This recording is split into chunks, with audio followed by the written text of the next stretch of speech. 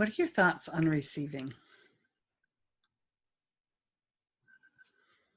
Is it something that's easy for you? Is it difficult? Is it part of your world? Is it part of your awareness? Is it something you've looked at? I've been playing with questions around receiving.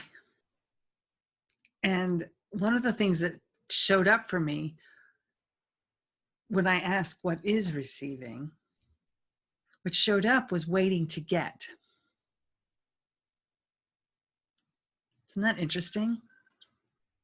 Because energetically, excuse me, energetically, when I look at both of those, it's different energy. Receiving, waiting to get.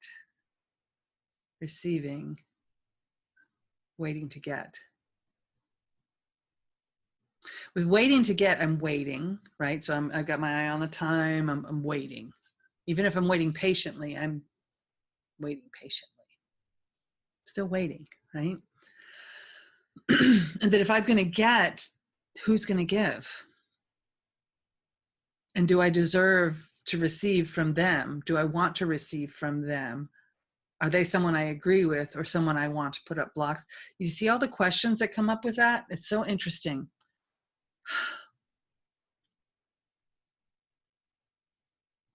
And none of it's receiving.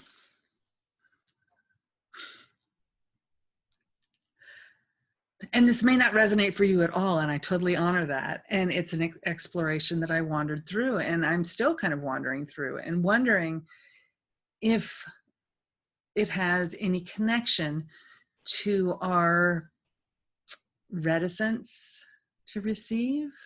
I mean, even when somebody just gives you a simple compliment, are you able to fully receive it or receive it at all? Or is it a space of, oh, no, no, no, right? When somebody hands you a gift, oh, you shouldn't have. Oh, I didn't get you. Not receiving.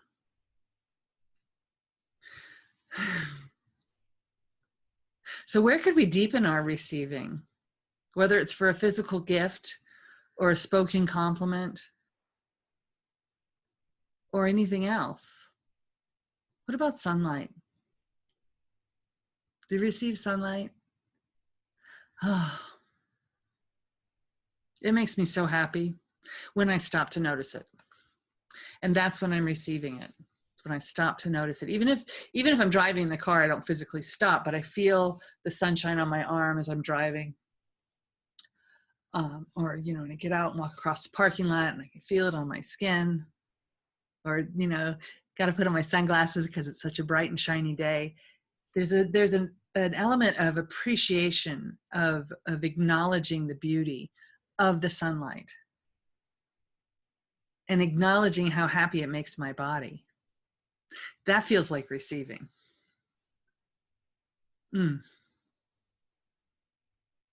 So yeah, I invite you, look at that. What does receiving mean to you? Did anything I shared resonate or confuse or confound you? Confound is one of my favorite words. Sounds like something Sherlock Holmes would say. Yeah, what do you know? What is your experience? And would you like to expand your receiving and perhaps receive more? Whether that's more fun, more play, more joy, more money, more friends, more intimate connections. What are the possibilities? Where in your life would you like to receive more? And what does that question bring up for you? Perhaps there's a should around giving more. What are the possibilities that the ability to give is predicated on, based upon your ability to receive? You've heard it said before, you can't pour from an empty cup.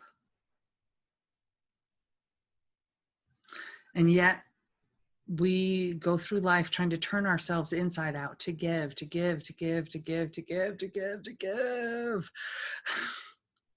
And giving is not wrong. But if we don't receive, what are we giving of? And oh my goodness, this is just coming to me right this minute. If we live in a society of non-receivers, how much of a struggle is it to give? If you have something to give and people will not receive it, how does that feel? There's blocks, there's barriers, right? So it's an interesting question. It's an interesting exploration. And if you'd like to talk more deeply about topics like this, learn tools of getting through and around and over and under them, I would invite you to have a look at my Rooted Pragmatic Facilitation. This is a 3-month program. A new month starts next week.